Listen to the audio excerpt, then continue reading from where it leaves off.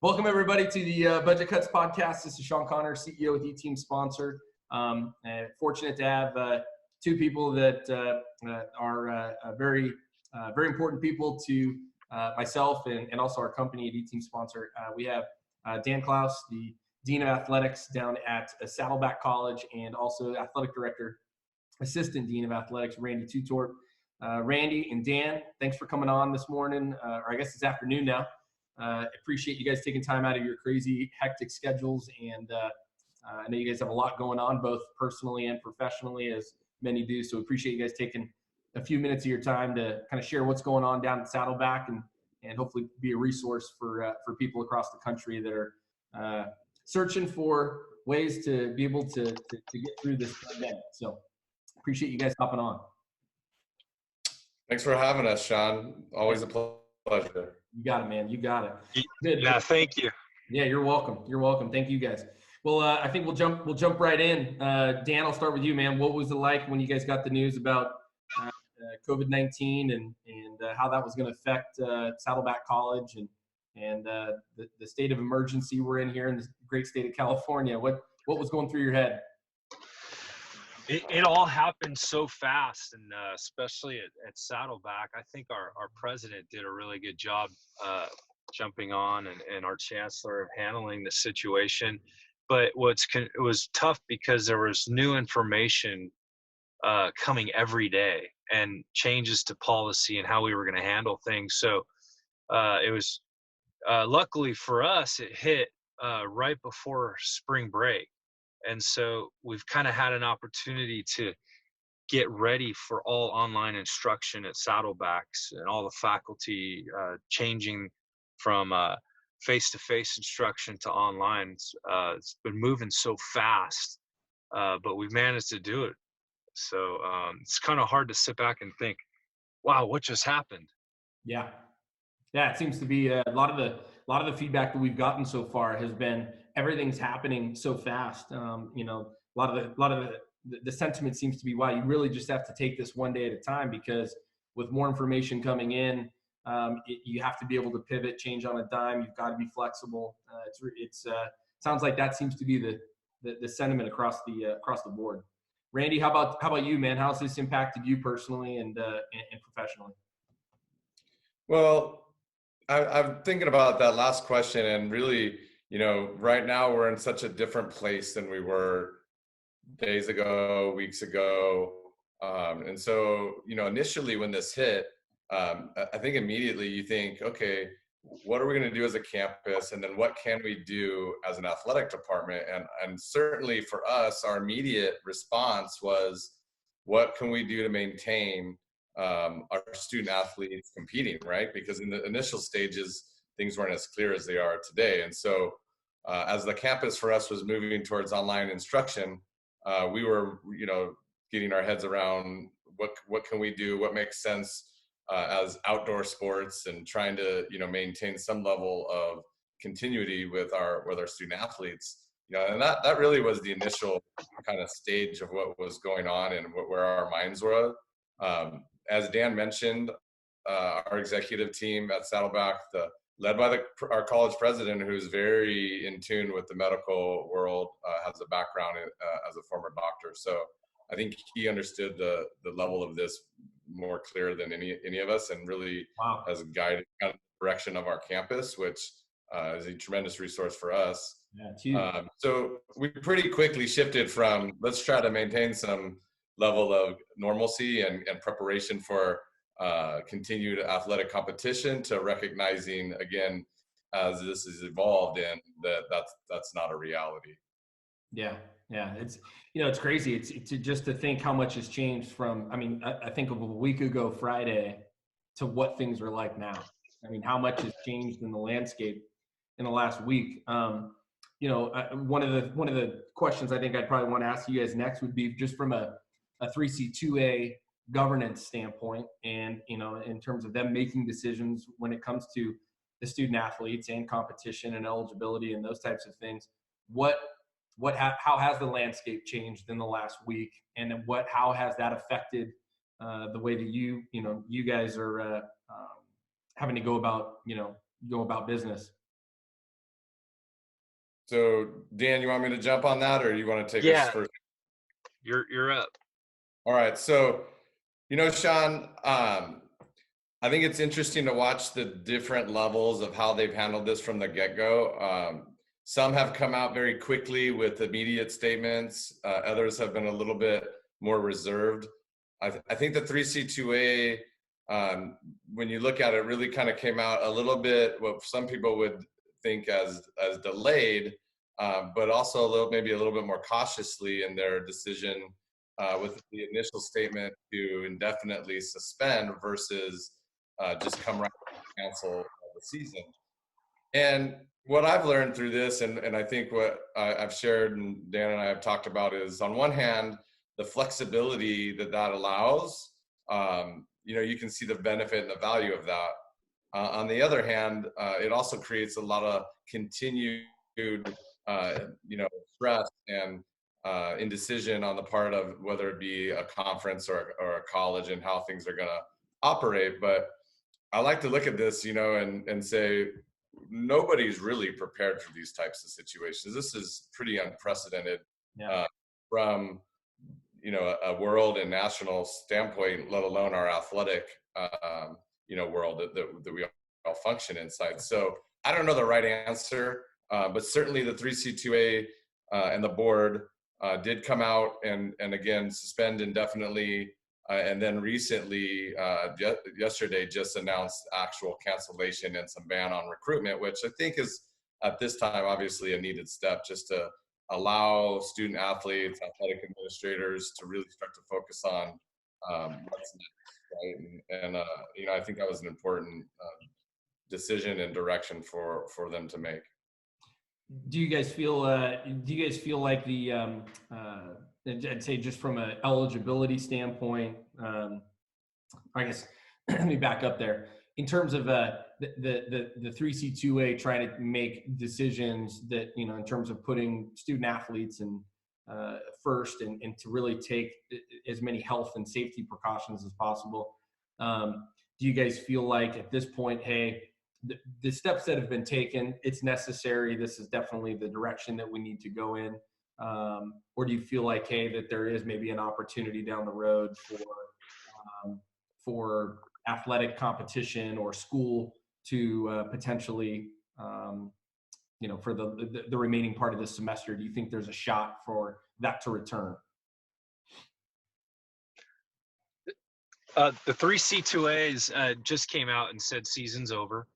And I think that the steps that were taken were really good timing of it as well. The challenge, that was it was like almost a no-brainer, but the challenge is how do you proceed with eligibility? Because, at one point, if the 3C2A can grant waivers for all student athletes, but how do we ensure that those waivers are going to be granted at the NCAA level? Yeah. So the 3C2A has been in contact with NCAA and NAIA saying, hey, we're going to give the years back to our student athletes. You have to grant them at that level. Well, the message back right now is, well, the NCAA is trying to figure out how they're going to do their waivers. And they've come out and they've said, yeah, we're going to give hardship years back to all student athletes. But how they're going to do that and what rules are going to apply, they're still trying to work out.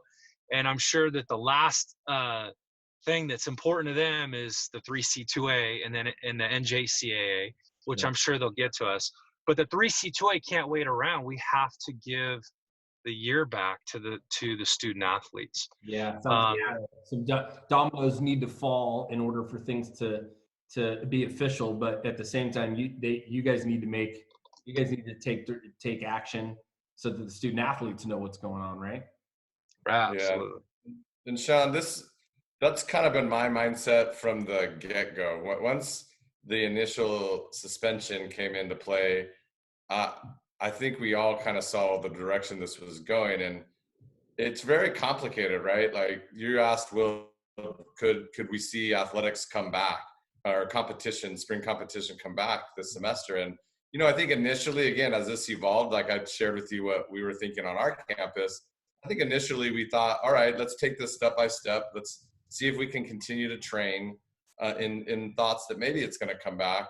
But very quickly as it's evolved, you realize that's not the case. And so this most recent step by the 3C2A to just formally cancel the spring season was important, because I really do believe and have always that the focus now needs to be on student athlete eligibility. We really need to do everything that we can to support our student athletes. And it's still complicated. As Dan said, it's going to be very easy and a no-brainer for the 3C2A to initiate a blanket waiver for immediate year back for our level. But that triggers a whole bunch of other transfer complications if the NCAA and the NAIA aren't going to loosen up some of their ongoing, eligibility parameters, which I like to believe is actually going to be allowable. So we don't have that answer, and I don't know that we're going to have that answer, anytime soon. But as you look around the nation of what's happening and people really starting to, come together and support, what's right, I got to imagine that the NCAA in this instance is going to be able to do that. And I think that's what it seems to be, that's what we've heard a lot of. It's been an overwhelming majority have been extremely positive, and that, hey, look, this is sure, it's chaotic right now, and there's a lot of information that's going back and forth, but it seems to be that everyone has recognized, yes, it is unprecedented. During unprecedented times, we're going to have to make unprecedented decisions. And it sounds like, at least from the thought process standpoint, most that we've talked to at every level have all seemed to have that same or similar mindset that you just outlined there, Randy. So that hopefully it continues that way, and everyone does continue to keep the student athlete front and center, because it really is all about them for sure. We're pretty lucky at Saddleback. Dan's on the 3C2A board, and I'm a vice president of the 3C2A. So our ability to communicate and be involved in some of these decision-making process at this time is extended us a pretty fortunate place at the table. Yeah, to be able to have that information. I was going to say, that's what I was going to segue into next was, talking about like how has this affected the student athletes and your coaches on Saddleback's campus, and Dan being, by virtue of the role that you have, and Randy, you as well, off campus, with the association and the athletic directors association respectively. How do you take into account what you're witnessing on your campus, and how does that play into some of the decisions that you're going to be looking at being a part of making when it comes to holistically the entire association? Well, for me, the challenge that's going to be faced by giving the hardships back, what we're going to have across the board is the sophomore student athletes in community college that maybe had redshirt and played 2 years. Well, they have their degree already and they're ready to transfer. So there's going to be a challenge of lack of recruiting at the Division I level right now. We've got a lot of student athletes that are now questioning, hey, what do I do now? So that's something that we have to address, which is also going to affect the high school seniors as the domino effect hits them. They always have an opportunity to come to community college, which is a good spot too as well to go. So I look at that challenge for our student athletes, and we want to get information to them as much as possible to stay on course, continue your classes, make sure you're going to graduate on time. We're going to wait to hear from the NCAA when they're going to open up recruiting again, what their rules for hardship waivers are going to be. Same thing with the 3C2A. So be patient as we get information, but continue on course with your classes and graduation. Great. Sounds like communication is going to be key there. That's for sure. Yeah. Randy, what have you seen, this type of situation? How has it affected the student athletes and the coaches on your campus? Well, obviously it's huge. Our campus, as Dan alluded to, was already poised for instruction.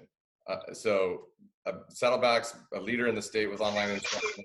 The campus mobilized rapidly to be able to move in a direction to not suspend a majority of classes and be able to, provide that continuity for students just in a different platform. So that's been, in some regards, yes, it's different, that life is totally different, but there's some level of continuity with learning taking place.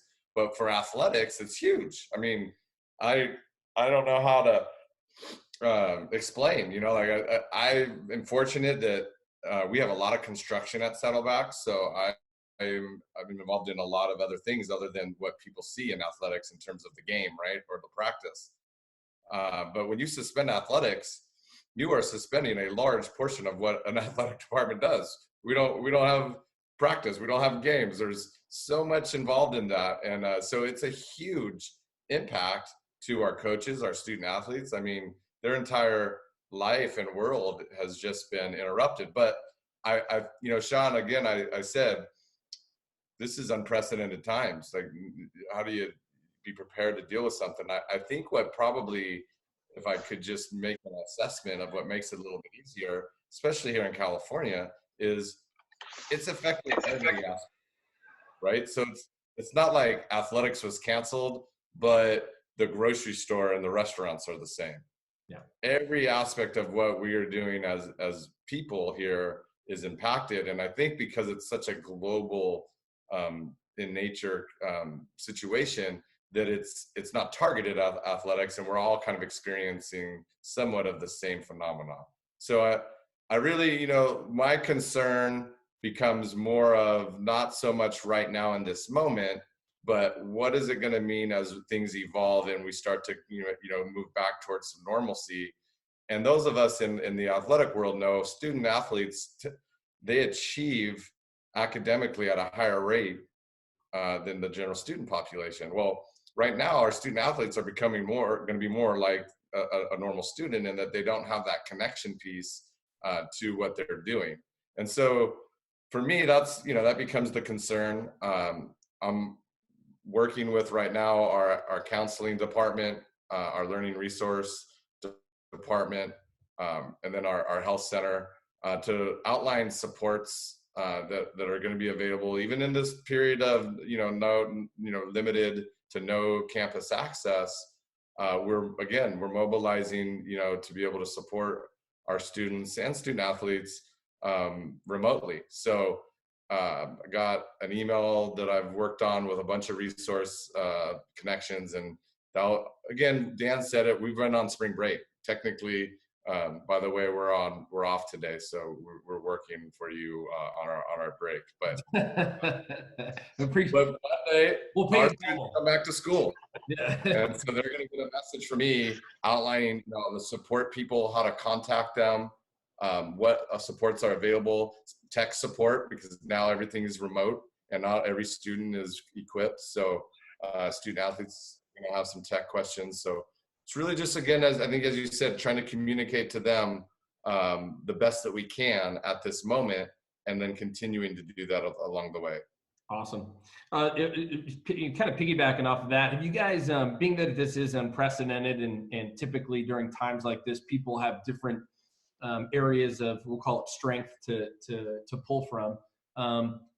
What is there anything special or specific that you guys are leaning on in terms of maybe a previous experience?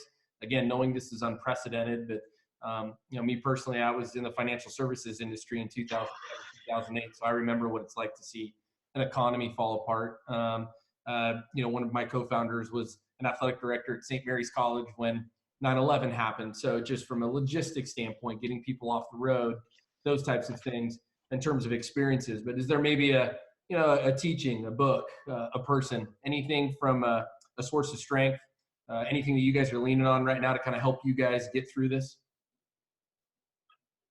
I don't know. Americans are resilient. Whatever happens as a result of this, Amen, bro. the message is, hey, let's pick it up. Let's keep moving forward. So in my, being an educator, my job is to educate, and we're going to continue to provide instruction where we can and continue to move our students all the way through. We're going to find avenues to do that. If everyone has that forward thinking attitude, we'll move through this and hopefully still benefit, Awesome. the community. Yeah, and piggyback off of that, part of my message to our student athletes is we are athletes.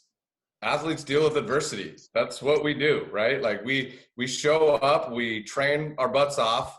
Some days are easier than others, and some days are really brutal. And we take those skills and we go into battle and we find ways to be successful and win. So I really feel 100% confident that our student athletes and coaches will band together. We'll find a way through this, and we'll make it through to the next challenge. But and I firmly believe that. So, this is what we do. Yep, it's a great message, man. I love it. It's that's where I think I'm probably the most encouraged by going through this process and interviewing a lot of guys like yourself.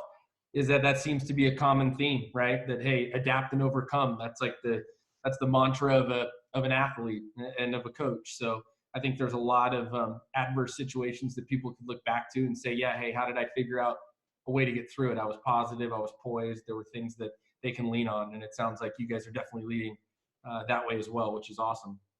I guess my last question for you guys would be, what would be the looking at wrapping up this, I say wrapping up, looking at really the challenge that you have that's ahead of both of you, not just at Saddleback College, but also understanding what maybe the 2-year landscape challenge is going to be moving forward.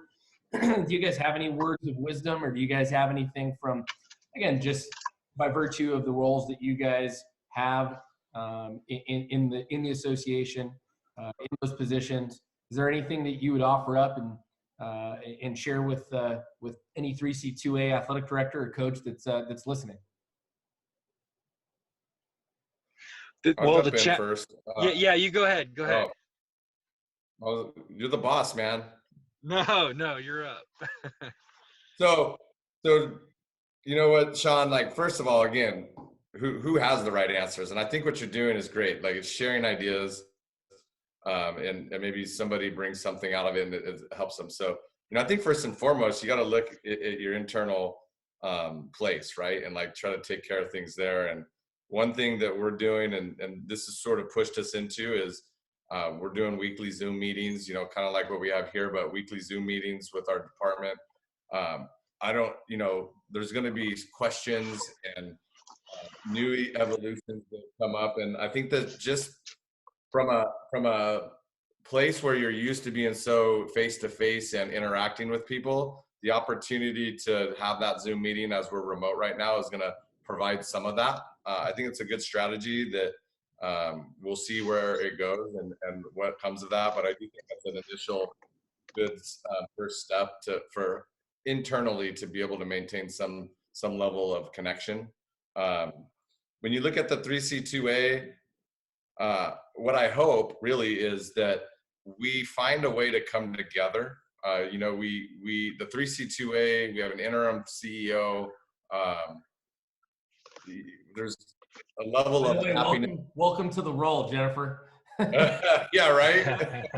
Step right into this one. Yeah, and so there was a level of unhappiness, and I'm not shy about my own opinion about that, of where we'd like to see the 3C2A, but I don't know if now's the time for that. I think the time right now is to pull together and try to help the organization and all of its members and really, again, what it's about, our student athletes, move forward. And so I don't believe I have the answer. Part of finding the solutions. Got it. Yeah, I think that's a great outlook. I think it's a great perspective to keep. You probably hear it a lot nowadays. It's hey, let's put the politics aside, and let's focus on the people right now. And if we all come together like that, that's what we come from, the sports background, sports world, right? That's what great teams do. In times of adverse situations, teams pull together, and that's what makes great teams. And so I think that's a great outlook, great perspective. Dan, how about you? Yeah, no, Randy touched on it. You know, we're just halted, you know, until we get this halt stopped. Is when it's time to start going, we got to keep going. But you know, the 3C2A, because we haven't been in this situation before, no one has answers to questions. So we have to sit down and we have to discuss and then bring a bunch of information to the table so we can make the best decision for the student athletes. So, and this is going to be a process for a long time. We're going to have to start answering questions.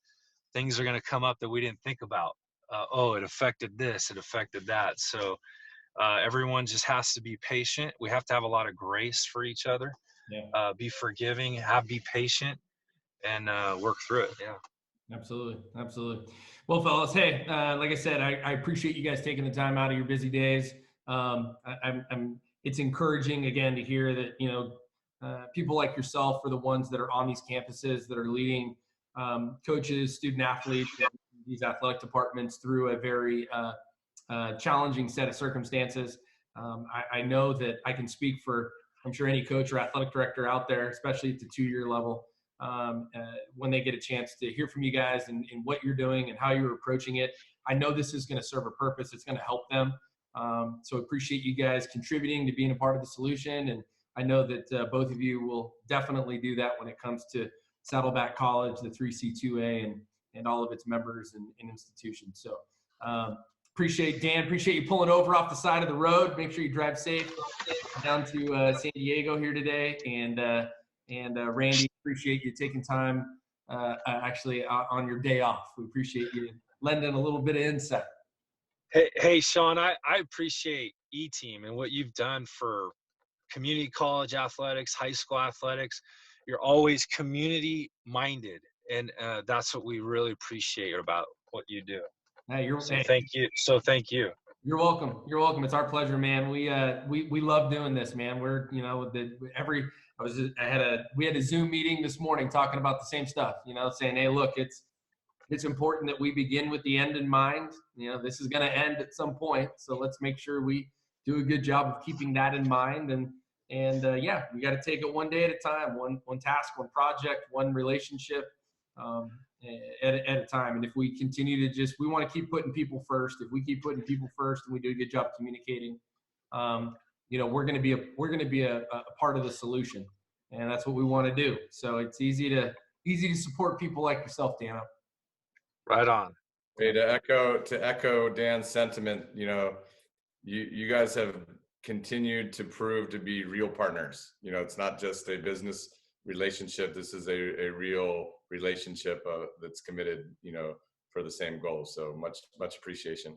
Yeah, you got it, buddy. You got it, man. We're gonna keep doing it. So we'll depending upon how long this lasts, we might have to circle back and get back with you guys here and hear how things have progressed, and I'll look forward to doing that with you guys here real soon. So you guys, hey, both of you, you know, stay healthy and stay safe, and the same with your families, and we'll look forward to reconnecting down the road here soon. Yep, you got it. See you later, guys. Thank you. Appreciate you. You got it. Appreciate you guys.